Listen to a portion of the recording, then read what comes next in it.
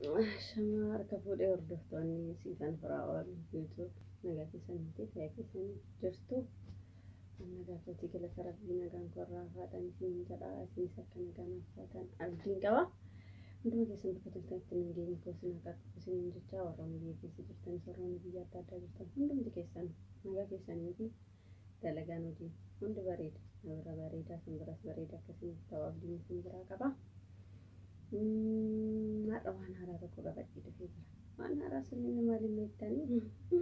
Haaraa miti kana dura waa'ee rifeensa kootii isinitti himaa ture jechuudha. Wanti namni fayyadamu. Haaraa isinitti argisiisa. Nafaana tura. Isiniin godhashi. Dursee qibaatiin fayyadama isiniin jedhu isiniin jechuu kooti.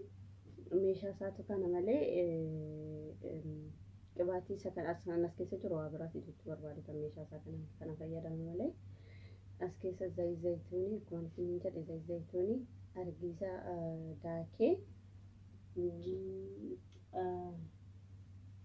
coconut oil isa kana sadii walitti makeen walitti makeen booda nan dibadha jechuudha.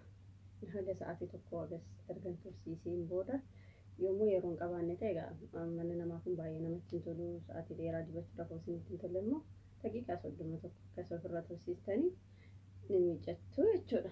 Maaliin miicadhaa maaliin itti fayyadamu isinitti argisiisaa jechuudha. Shaamboo yeroo hunda isa kanan fayyadamu. Tarii yoon jijjiire jechuudha. Yeroo hunda ani jijjiiree hin beeku. Yoon jijjiire tarii kana lamaan keessa tokkoon fayyadama jechuudha. Shaamboo. Kondishinarii immoo isa kanan fayyadamu.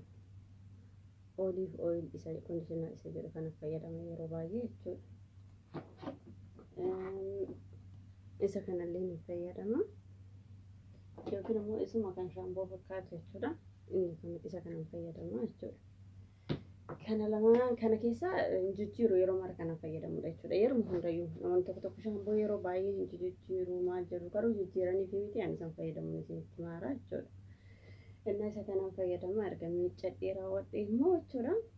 Erga miiccadhee raawwadhee bakka xiqqoodhuma goggogsitanii immoo qibaatii adii jechuudha.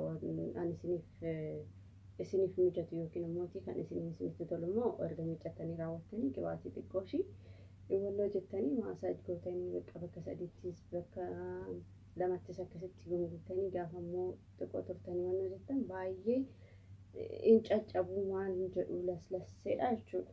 Baay'ee tokko namatti tolaa isiniin jechuu barbaadatan itti fayyadamaatii ilaalaa isiniin jedhaa. Komentii keessan immoo naa barreessaa. Isinitti tola hidhee yaadaan baay'ee natti tola yeroo hundaa wanta fayyadamudha waan ta'eef inji jijjiiruu jechuudha. Isinis immoo akkasinitti tolu abdiin qaba. Isiniin jedhaa yoo isinitti tole like share godhaan.